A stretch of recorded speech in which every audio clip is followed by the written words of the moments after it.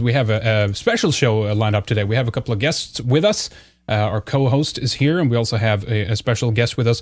We're going to get into, introduce him in a minute. We're going to get into action and an area, a subject, which we have actually covered a lot on Red Eyes of sorts many years ago. You know, you remember this too, Alana. We did our kind of a Synchromystic show. Remember those shows? Oh, yeah. I still love all that, except they were all lefties that were behind us, you know.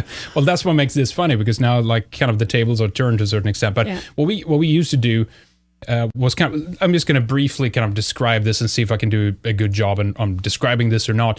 We used to kind of basically monitor people that are finding meaningful connections, you know, kind of synchromysticism between, certain characters, certain subjects, certain esoteric principles. It was a pretty interesting field, actually. And I guess partially we were kind of aiding in actually putting that on the map. This goes back to people like Jay Coetzee, and he was doing, you know, all these kinds of composite characters and stuff like that. He basically monitored things that are in the pop culture, everything from movies to music, but also what's going on in the news and things like that. So, for example, you know, take someone like Jim Carrey, right? So you take certain elements from out of like The Truman Show and kind of show that these are some of the elements that shows up in other movies and other principles. Maybe it's something that kind of shows up around him in some context. It could be, you know, references to stargates or DNA or portals or anything, or like mushrooms or, you know, stuff like that. It's pretty interesting. It's pretty trippy stuff.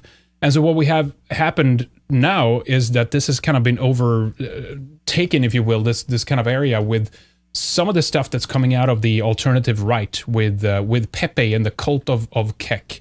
And we have actually with us, let me introduce our guests. We have both Reinhardt, who is our co-host, joining us, and also we have Sticks and Hammer 666. Welcome, gentlemen. Thank you so much to both of you for joining us. Thank you for having me on. Thank you for having me as well. Excellent. Thanks, guys. So, you know, one of the things I want to try to get to, and please help me out here, anyone, as we kind of get started on this topic, because I have looked through some of these stories again just the other evening and just earlier today, of basically trying to describe to people what it is that we have happening here and what it is we've got going on. We saw two pretty good articles that came out that were talking about the truth about Pepe, the frog, and of course how this is linked kind of to the cult of Keck. One of the first things I guess we should explain is, maybe you guys can actually help me with this too, is how the heck did Pepe become associated with the alt-right? What is the simplest way to kind of explain this? What would you say, gentlemen? Just in the sense of memes in general, I think what ended up mostly happening is that those that were involved with the occult, originally sort of the alt-right movement itself had basically nothing to do with the esoteric. What happened is that some of us that are sort of on the fringes of the alt-right, I guess, I was not personally responsible, obviously, for, you know, digging out the Keck stuff. Somebody stumbled upon the Heket hieroglyph, and it looked like a person next to, I guess, a laptop computer, and they did some internet archaeology, did a little bit of digging. They found out Keck was also one of these figures, and it sort of, here's the first synchronicity, it tied in with the top Keck sort of meme.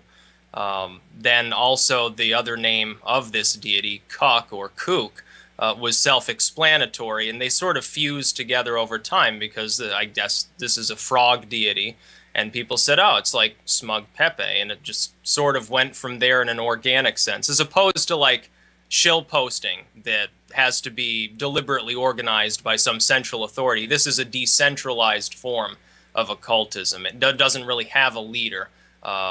It doesn't really have any specific single standard bearer as far as where it goes, because it's spreading in an organic and a viral fashion, I suppose. Yeah, I mean, this is pretty interesting, because what we've seen happen, as you say, is kind of that this is the idea of the Egyptian kind of deities and the Egyptian goddesses and gods, for that matter. There's two deities. As you said, it's Keck or K-U-K, which is, funnily enough, in Swedish, that's actually slang for penis.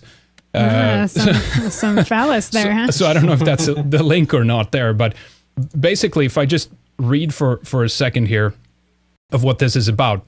So the deification of the primordial concept of darkness, that's what Kek or Kuk is, right? It's darkness in Egyptian religion. His name meant darkness, and as a concept, Kek was viewed as androgynous, and then his female counterpart was actually a Kaket, I guess. Like all four dualistic concept of the Ogdoad, Kek's male form was depicted as a frog, or as a frog-headed man, and the female form as a snake, or a snake-headed woman. As symbol of darkness, Kek also represent obscurity and the unknown, and thus chaos. Also, Kek was seen as that which occurred before light, thus was known as the bringer in of light. I found this interesting, guys, because what we have seen with the alt-right has been a disruption of the regular scheduled programming of sorts. What has happened is that, we have an establishment and a globalist cult that is basically, in my view, bringing darkness to this world, but through this very obscured, completely out of left field, right? I guess from alt-right field, we should say. We have Hillary and a number of other people, and starting to address the frog openly and saying that it represents white supremacy. They're going after this thing like nothing else. They're talking about Donald Trump Jr.'s connection to white supremacy through the frog and all these kinds of things. How should we interpret some of this, do you think, Sticks and Hammer? I mean, what is this evidence of if we look at the kind of the deeper occult esoteric messages of what is occurring here? Well, it's evidence of synchronicity in general, but I'd say her first mistake was addressing it as all. How does she expect to reap any benefit from doing so? It makes her look, I guess, crazy to her fans.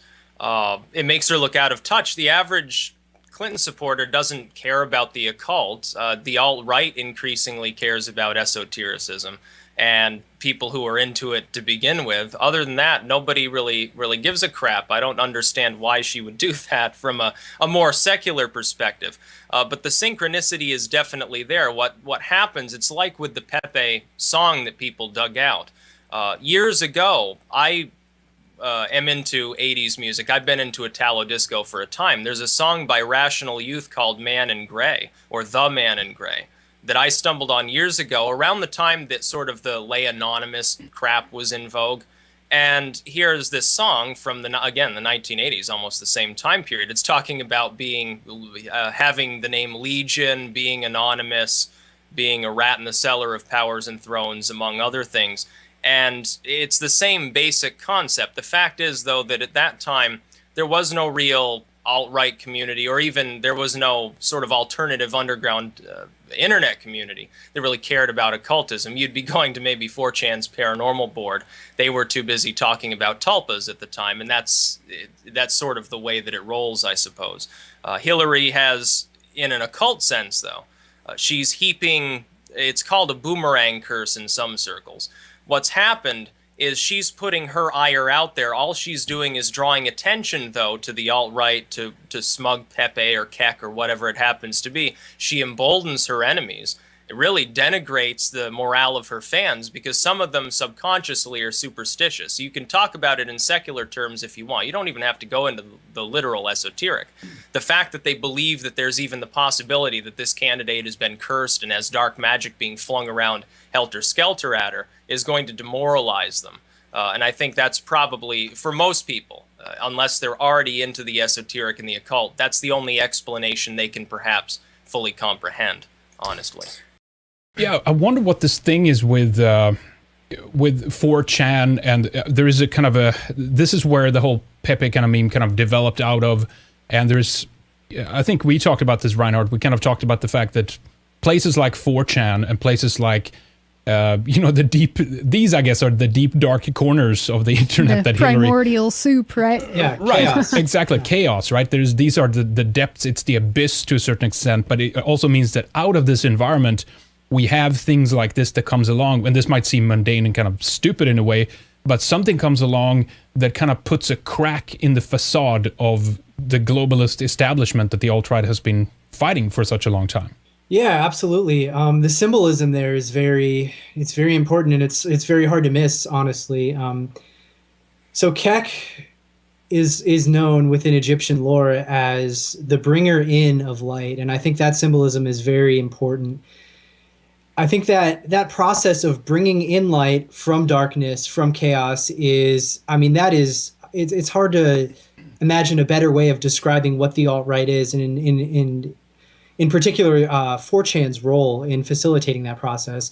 So 4chan, especially Pol, can be considered this place of chaos, this place far beyond the reach of, bourgeois civilization and everything that is considered good in this day and age. And it's it's a very dark, chaotic place where anything goes. There are no laws. It's anonymous. People say what they feel, and the truth, the light, had been banished. There are so many different topics that the alt-right is concerned with that are just denied or covered up and by the mainstream establishment.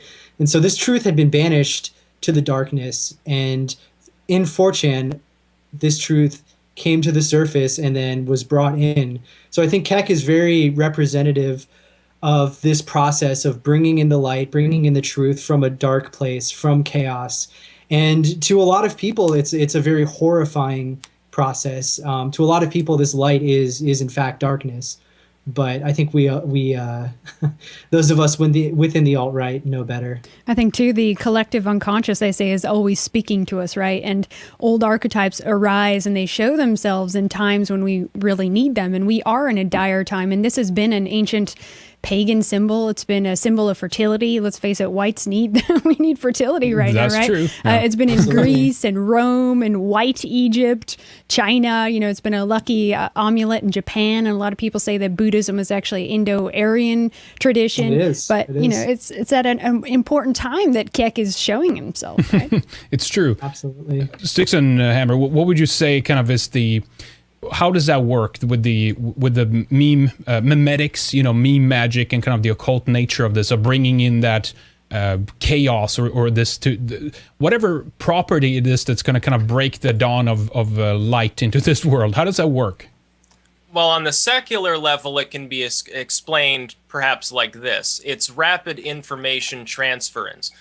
It's not like talking to one person. You're talking to one person, you're transferring information into their mind. They're interpreting it, perhaps overlapping their own bias onto it, and that's fine, but that's just one person that you're affecting. What memetics does is it creates almost an evolutionary competition for, let's say you have 1,000 images of smug Pepe with 1,000 different captions.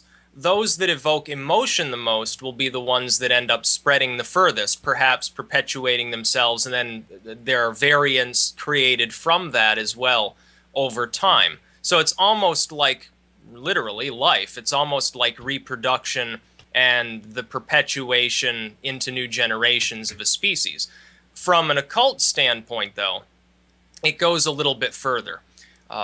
I would say, first and foremost, if you happen to be a proponent of the idea that reality is AI, what we could be seeing with synchronicity and memetics and all of this other spooky stuff, it's getting towards Halloween, it's, too spooky for you, is a glitch in the system, perhaps, of some sort. In the more traditional, though, occult sense, you would think of either an external force, that is a god, something you're praying to, invoking or whatever, or an internal force, sort of an energy, something inside of you that you don't quite even really need to understand. You just have to know how to focus it. The sort of newer occult ideologies would say the image itself doesn't necessarily have any power, but because you are invoking some ancient deity, you're bringing along with that name a lot of energy. It would be like the Simon Necronomicon. Simon didn't actually have an ancient tome of Sumerian magic because he identifies it as a book, and of course it would have been on clay sherds and tablets in petroglyphic form. It wouldn't have been an actual book if he did. But because it calls upon Marduk and all of these other entities, it does actually have a purpose within the occult. You could practice with it. It's the same thing sort of with Pepe. Pepe is not actually Keck. It's a representative image of Keck used in the information age, essentially. And because the internet's used, things spread much more quickly. Even 10 years ago, it wouldn't have been possible for something to spread this far, this fast, any more than with, let's say, Uncle Dolan. The reason it spread, everyone either was horrified by it, they thought it was terrible and disgusting, it's so badly drawn, it's talking about rape and it's just terrible things, or they thought it was hilarious, and so they would, make modifications on it and spread it further. And that's really how it works, in a physical and in a mystic sense, I suppose. Yeah, memeing things into reality. It is a form of magic. It's metaphysical, making something manifest, basically. And that's what we're doing. We're repeating a mantra, almost like a Viking chant. It's an ancient thing, right? Chanting around the fire, trying to build up that energy to materialize things. And that's really what we've been doing. All these trolls, that's what they're doing. They're trying to manifest something from the obscure into the physical, and it's working, Well, it's something with this idea of the sigil, right? Their sigil. You're willing something into power, you're willing it into existence. Imagery it's intensely powerful, and a sigil is even more powerful than just an image. But I think in terms of the Egyptian kind of memory here, I think, don't know what you guys think about this, but it's almost that there's some relation to genetic memory of many thousands of years with these Egyptian deities, of this, frog-headed deity. And that's why, to maybe partially to a certain extent, it resonates with people, or it has an impact. How would you describe that, Sticks and Hammer? Yeah, it's ancient. I find this very funny. The same sort of Clintonian partisans who have a real problem. They talk about the alt-right, it's deplorable, it's irredeemable and stuff. They don't even seem to understand. Right now, you've got tens of thousands of supposed total skinheads. They want to lynch every minority. They just hate everyone who's not completely white, like an albino. And yet they're following essentially a sort of multicultural religious model, because this is an Egyptian deity. It doesn't come from European culture. It doesn't come from the Americas or something like that. It's not like Judeo-Christian in style. It's not from the Norse tradition. It's from the Egyptian tradition. And yet at the same time, of course, they say, well, these are Nazis. I'm not sure that Adolf Hitler, necessarily would have approved of slapping cartoon frogs on things and using that for his re-election bid, but I suppose you can make that argument, yes. It's almost like a warning, too, because Egypt was destroyed by multiculturalism. That's what ultimately destroyed that great civilization. I think so. Yeah, it's true. But speaking of these symbols, advertisers, Henrik, you've done a lot of shows about this. They know how to use important occult and archetypal symbols. They work to draw people in. They're ancient. They're charged. There's a lot of truth behind it. I think that's why this one's getting so much attention. I mean, there's many components. It's kind of difficult to weave it all in here. But I mean, the frog overall has been in mythology, as you said, Lon. I mean, you have the frog and the prince and these kinds of stories. I remember watching. I'm just going to play this for a second. It's so creepy. Before every Christmas Eve on Swedish television for like years and years, they ran this frog ballet, Beatrix Potter. Yeah, it was a ballet by Jeremy Fisher, and it was I don't know why it's just these creepiest memories I have of this frog that was dancing around. I can't help to think it's the tights. it's gotta be some genetic memory. I mean, look at this. It's very eerie and creepy. Yeah, you said it really stuck with you, right? It did. It actually did for some reason. I don't know if it's a trauma or if it's what it is. But anyway, this is just it kind of looks like an alien too. It kind of looks like a gray. Like a gray, yeah, the big eyes or something. Yeah. Yeah. Well, one way that I see Pepe is he's kind of like the mischievous one. He's the frog that jumped out of the pot that started boiling, right? Right. They say that if they put a frog in cold water and then they slowly boil him, he doesn't know to jump out, right? They're slow cooked frogs. And I say Pepe he's the one that got away. He's smart. He's seeing his genocide. He's fighting back. He's rebelling against this. He knows what's going on. He's conscious. He's awake. He's seen the light, right? He's woke. Yeah. Sticks, you had a couple of kind of points that you wanted to make sure that we got into. It has to do with sonic occultism, but I don't know if there's more you want to say about memetics, or kind of how this works, or maybe even what should we do to make this work even better? How do we use this to our advantage if we're aware of this stuff? The easiest way to say that is stay decentralized and stay in an almost anarchic state. If the alt-right, for instance, let's say that Trump wins the election, things begin to improve. The whole diversity quotas and special snowflake, I'm offended at everything stuff goes the way of the dinosaur. The alt-right, being in a position now of an establishment role, essentially, can't allow itself to become centralized and controlled. It has to stay anarchic to continue using such a force, because if it doesn't, it becomes old and boring. There's your organic, more secular movement down the drain. It becomes less attractive to any person in the occult who's interested in chaos in any way. That would be number two. There go most of your occultists. What you end up with is people will circulate. They'll do what Clinton's doing. Clinton is clinging to the concept of being relevant and cool. She's trying to be one of the cool kids, like maybe back in the Clintonian 90s. And she's an old woman now. She's an old crone. It doesn't work. Her ideas are outdated. And that could end up happening as well to not just the alt-right as a political ideology if it's not careful. If it does what the left did after Obama got elected and instantly becomes a pro-globalist movement, just as the left became a pro-war movement the second the president had a D after his name. And this would extend beyond the borders of the U.S., certainly, into any European area, and any of like Front National. It takes over all of a sudden. It embraces globalism and limitless diversity. It would be a huge problem. And the attendant occult movements with that essentially work in the same way. It has to be decentralized. Each person needs to compete at a maximum possible level. It's not like in an economy where you have potentially a limited number of resources. Here, the only limitation is each individual partaking. But if you order them all into organizations that start censoring everybody, oh, that's not acceptable alt-rightism, or this isn't kind enough to Trump or whoever else, you would have or Nigel Farage, you'd have a huge problem, because then people would be prevented from making the actual memes that are sort of carrying this psychological force, number one, very efficiently, that carry a level of excitement, number two, especially with younger individuals who they don't watch TV as much, they use the internet. And number three, with individuals who they're literally just bored, but they're doing something that in an occult sense is at least productive. And that's what I would say about that. The alt-right is at an advantage specifically because it's the underdog. It's become cool. When Clinton addresses it, it just makes it cooler. When anybody else addresses it, it makes it cooler, essentially.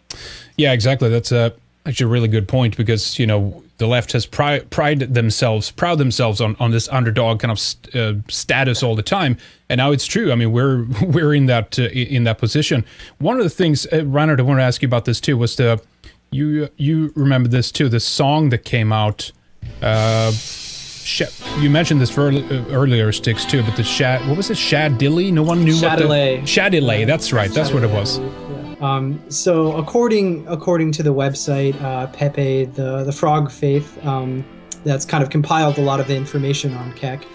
Apparently this song was found by people on Poll, on 4chan, somewhere within a few days of Hillary's collapse on 9/11. So that's very significant there. And the album itself has a bunch of the album art itself has a bunch of very interesting stuff on it. So it says Pepe. Pepe stands for probably, it's I don't see it right now, but the meaning of Pepe on that album art is very important. And yeah, point emerging, probably entering, right? It's this kind of with the point issue again of bringing something into, entering something into the reality, basically, right? Yeah, exactly. And I mean, obviously, this is probably very apparent already, but we have a picture of a frog. We have a swirl kind of representing, maybe chaos or magic, or the entry into the mysterious, and then magic sound at the top. And then you have a wand, obviously. I mean, the magic is definitely what's being conveyed here. Right. Yeah, and then at the bottom, this is just kind of a funny thing aside. So shitposting is something that people within... It came from 4chan, obviously, but then it made its way into the alt-right vernacular. But shitposting is kind of something... in which someone just kind of they're posting on message boards or in a chat room, and they're not really being serious. They're kind of just maybe attempting to derail the conversation just for the hell of it, or trying to be funny. So at the bottom it says produced by Ass Art. Ass Art shit post. I mean, that's worth worth pointing out. This is the heavy synchronistic, connections right here. Yeah, and posting is an art. Posting on message boards and on forums, there's definitely an art to it. Some people get very autistic with, the standards on their forums and Produced by us.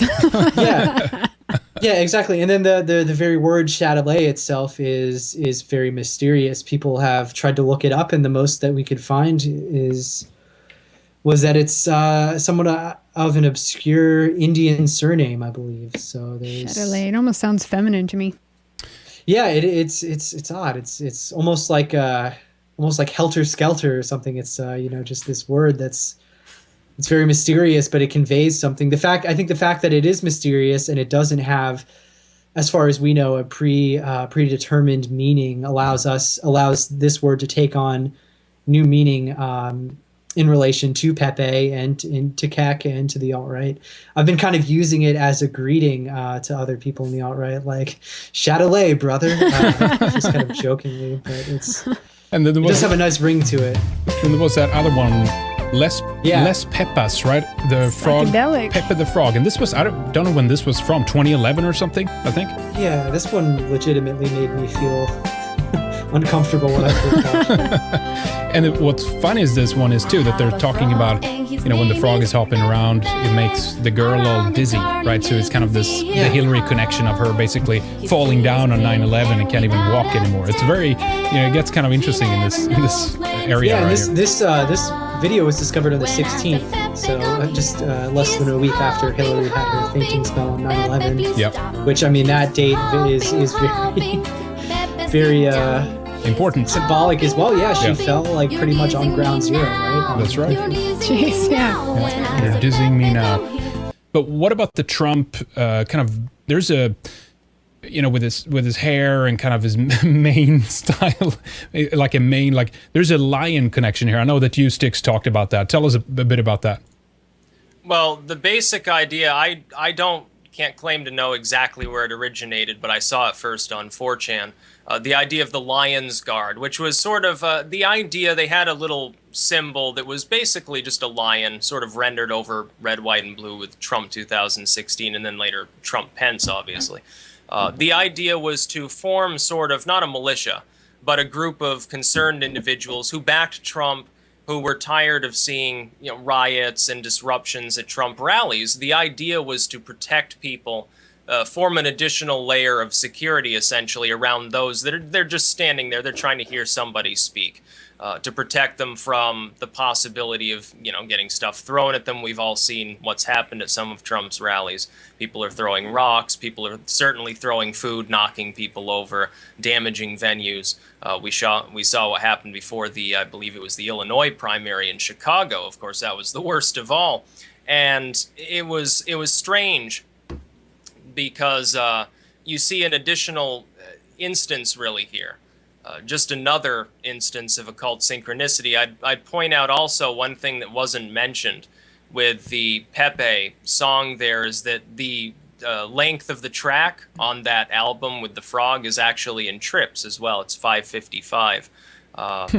That's something that bears mentioning as well. And now some people try to cross this over with gematria. I'm not so sure that I personally would happen to endorse sort of the Hebraic side of magic, but I guess that's a way that you can understand it. Isn't that Greek? There's Greek gematria too. You can do it with the English language and everything, right? So yeah, but the lion, the crossover is that within gematria, if you actually number, I believe, the name of the Sephiroth that deals with the number 5, if you number that angel's name, one of the illusions there is lion, or flower of the lion. I've actually seen this before. I've seen this listed twice in another level of synchronicity, just as an anecdote. I've seen this mentioned twice in some of the works that I'm editing from the late 1800s dealing with phallism. the core to lie on or something like that. I find it very strange. There are all these different points of overlap, and yet there are still people who I assume are CTR shills or something like that who will come on and they try to invert shitpost, really, to try to derail talk about legitimate occultism, which is rather strange. It seems to be working so far. Hillary makes her speech. She falls into a coughing fit. All of a sudden, people say, oh, maybe your health isn't that great. She makes her deplorable statement, which aims it at an even larger audience. All of a sudden, she collapses on 9/11, no less. Now, these same people had no problem with the concept of Baal being in play on the last 9/11 when a huge storm hit Mecca and knocked that crane right into the Grand Mosque on the same day that a rainbow appears over the Twin Towers. I thought that was very funny. Interesting. Yeah, there's even this 3D Pepes now, and it's like people are really running with this. It's really cool. You know? Like, it's out of this world, man. By the way, speaking of the, why genocide aspect of it, I just learned that half of all of Europe's frogs, they say toads and newts, could also be driven to extinction within 40 years. A study that was shown because of loss of habitat and fungal disease. And it made me think of the invasion that's going on. It's almost symbolic. It carries over to what's actually happening to Europeans. Yeah, it's true. It's true. Yeah, it's very, very interesting. So there's, tons of kind of connections to this. I just want to ask you guys before we wrap up this segment here, if there's anything else we should add on to this. I mean, as I said, there's so many things you can say about it. This is developing all the time. People are finding connections all the time. There's much more there. But what else should we add to this, guys, do you think that's important for the audience to know? Yeah, I have something that I could add real quick. This is kind of an interesting little bit of symbolism here. According to this book called The Gods of the Egyptians, the frog typified an imperfectly formed man because it was generated from the slime of the river. And yeah, so half-formed creatures are considered frogs. And no disrespect to the inhabitants of 4chan, but a lot of the people on there are people who, failure to launch. They're the proverbial neats. The neat people who are, or even if they're not, complete failures, they're people who maybe got a college degree, did what they were supposed to do, but then, they weren't able to find a job. And so they're spending a lot of more time on the internet. A lot of people within the alt-right, especially the older types, have remarked upon that kind of process. Whereas in the past, white people would have gone to college, gotten a good job, had a family, and then not had time to consider, the bigger picture or get involved with stuff that's a little more radical. Now, people are spending, millennials are spending more time on the internet. They're disillusioned.